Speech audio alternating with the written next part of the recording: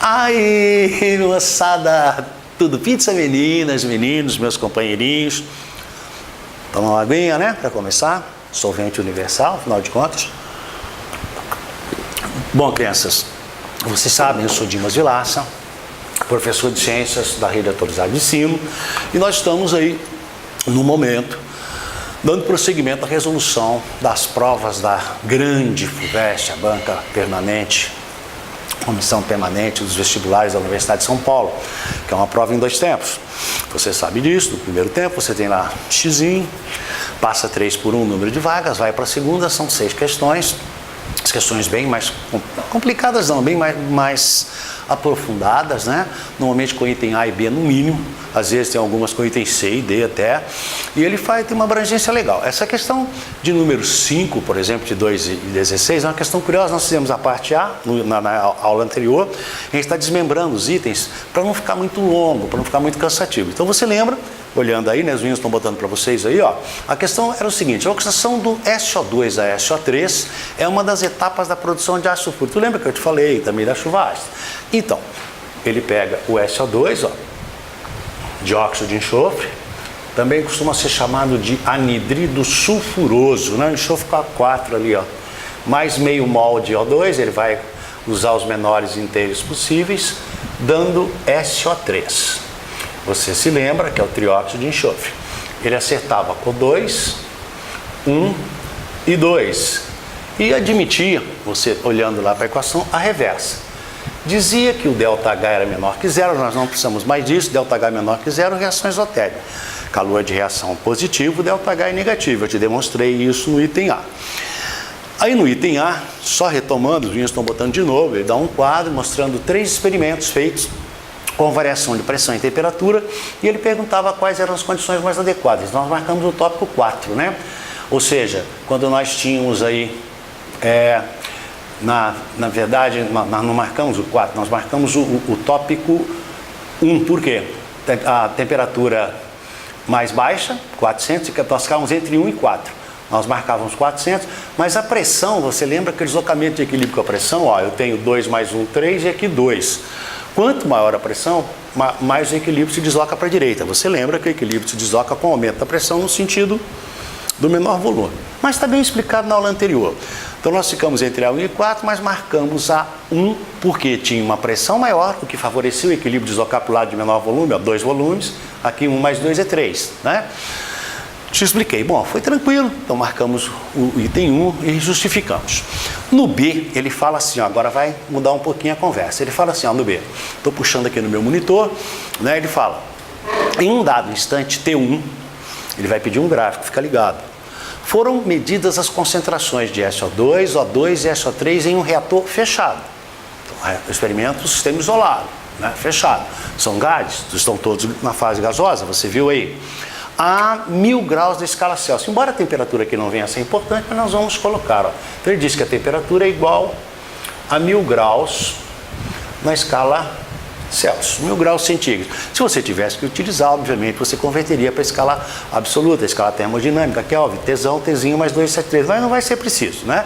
Eu sempre faço as contas assim, um pouquinho antes da aula, para não ficar fazendo muito no quadro, te cansando muito, né? Bom, então olha lá, as concentrações em um reator fechado, obtendo-se os valores. Agora são importantes os valores que ele vai nos passar.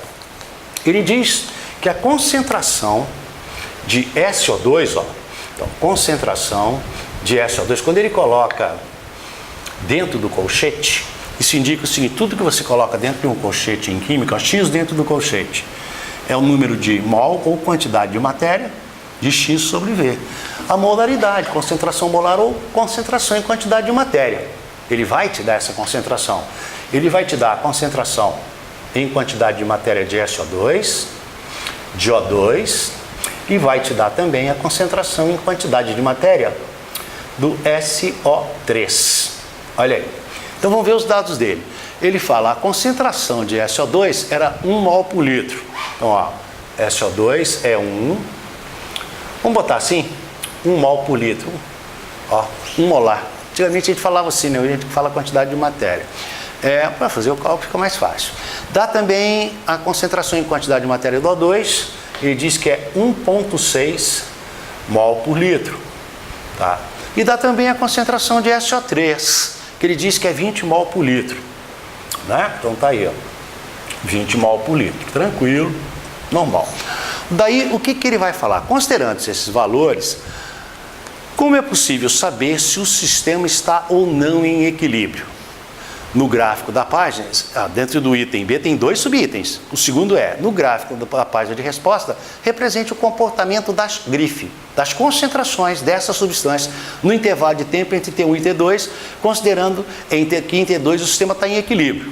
Ele dá um dado adicional que vai ser muito importante. Ele nos dá o Kc, a constante de equilíbrio calculada em função das concentrações molares ou das concentrações em quantidade de matéria. Diz que é 250, né, a essa temperatura. A gente não coloca as unidades, mas para você fazer unidade é só você observar que aqui, ó, o Kc, isso aqui vai ficar no segundo membro elevado a 2 e aqui isso aqui, ó, no denominador elevado a 3. Mas no momento não se pede isso, mas dá para calcular. Bom, veja, quando ele fala isso, qual que vai ser o nosso comportamento para o primeiro tópico do B? O que ele quer, presta atenção no que ele pergunta. O que ele está pedindo no primeiro tópico? Considerando os valores, é possível saber se o sistema está ou não em equilíbrio? Bom, eu fiz uma saída bem clássica, bem acadêmica, que é o seguinte, ó. Na minha solução, eu botei assim. Para descobrir se esse sistema está em equilíbrio, o que nós vamos fazer é determinar o que a gente chama de quociente relacional. As pessoas, às vezes, chamam de quociente relacional de QC. Eu costumo chamar de QR, tá? Agora, o curioso é que esse QR, ele lembra muito, sabe o quê? O cálculo do Kc.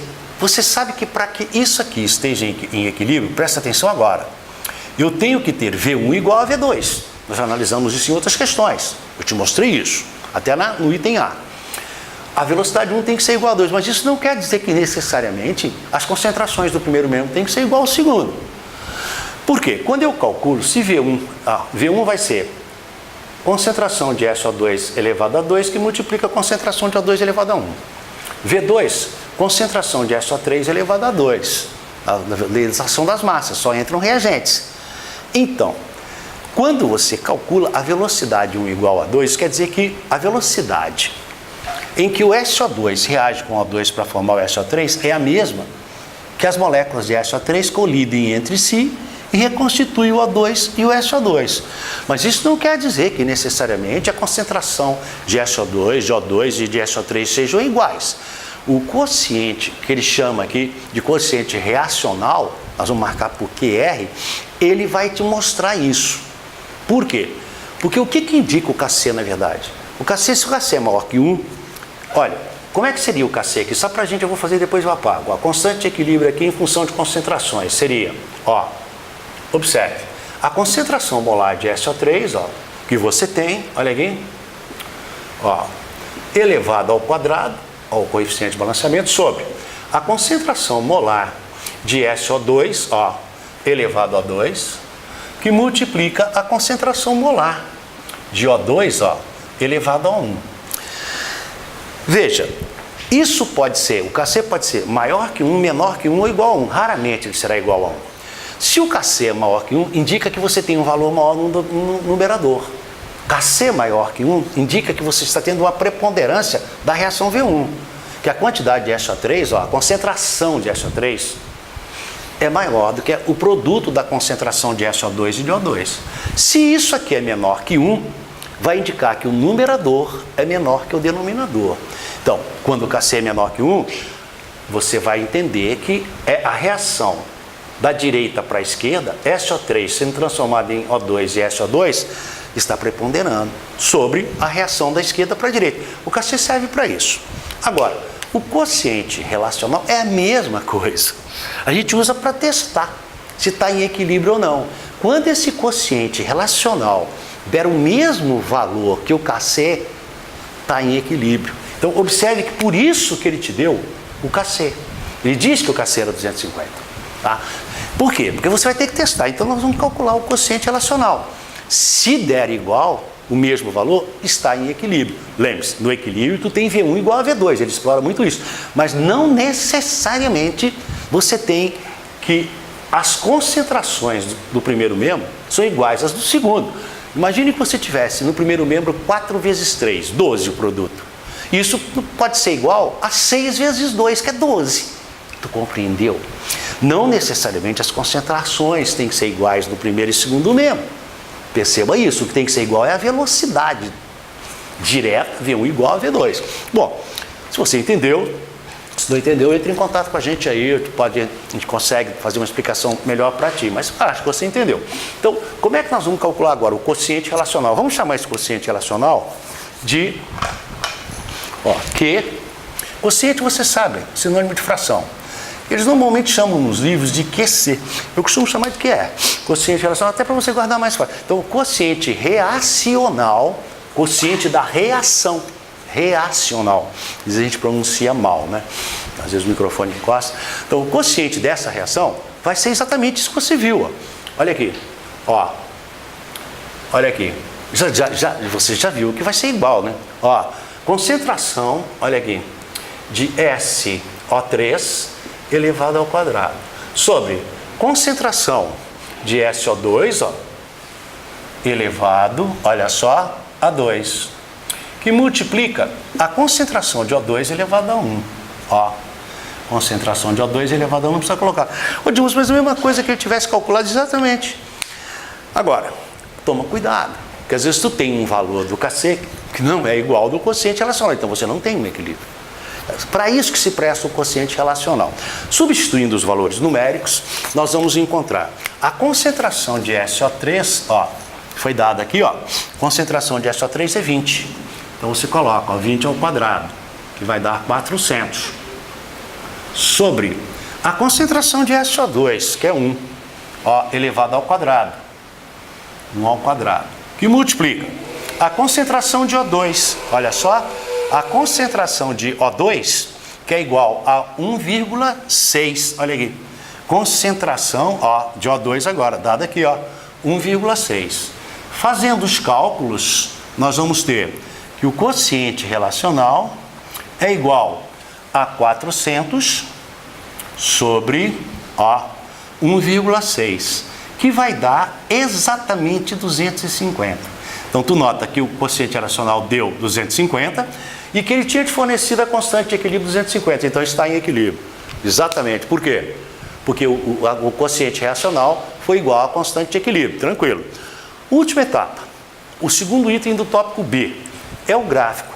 No nosso gráfico, ele fornece na folha de resposta, ele fornece para a gente um gráfico onde você tem uma ordenada e uma abscissa, ó. Olha só, estão fazendo isso aqui, ó, vamos fazer bonitinho. E ele marca 3 pontos. Vamos pegar a folha de resposta para eu usar as unidades dele certinho. Então, olha bem, ele dá, na ordenada, a concentração em mol por litro aqui, ó. Então, ele dá a concentração aqui, ó, em quantidade de matéria. Na abscissa, no eixo X, ele dá T. E marca 3 pontos, ó. Ele marca o ponto 1, aqui, ó. Marca o ponto 1,6, ó, viu? São as concentrações que ele forneceu, de SO2, O2 e SO3, ó, respectivamente. Coloca um sinal aqui, ó, que o gráfico não está proporcional, né? É para isso, aproximadamente, que é só mesmo interpretativo. E aqui a concentração que é 20, os valores que ele forneceu. E ele pede no instante T1, aqui, ó, e no instante T2, aqui, nesse ponto. Como é que ficariam os gráficos? Ora, se está em equilíbrio, porque nós vimos que o QR, o quociente relacional, bateu com o KC, então nós temos as 3, ó, concentrações constantes, está em equilíbrio, ou seja, ó, olha aqui, ó, as velocidades são iguais e você tem aqui as concentrações sendo mantidas constantes, ó. Seria essa a resposta, né? Aqui uma, né? Na minha ficou meio tortinho, mas você faz bonitinho isso aqui, né? Bota lá caneta para fazer, então não fica fazendo coisa errada na correção. Então, o gráfico dele que ele deu aí era isso daí. Então, crianças, legal a questão, achei muito bonito. Aliás, a prova da FUVEST, eu fiz essa prova em 1975. Era punk, meu Deus. A prova tinha acho que 50 questões por matéria, coisa muito bem elaborada. Mas continua, na minha visão, sendo uma das grandes provas de vestibulares do Brasil. Somente essa metodologia de cortar 3 por 1 na segunda etapa. Espero que tenham aproveitado, né? A gente volta já já, resolvendo mais questões. Se você quiser indicar, entre em contato com a nossa equipe, você tem todos os contatos aí da gente. Pode pedir o meu contato pessoal, né? Eles te passam, inclusive, se você quiser o meu WhatsApp, não tem problema, a gente conversa, te resolve. Qualquer prova, tu manda, a gente dá um jeito de resolver aqui para você. Falou? Beijo grande, fiquem com Deus e namastê. E, ó, mais uma aguinha na canequinha do YouTube, né? Para dar uma refrescada na memória. Beijão, a gente já volta. Falou? Valeu!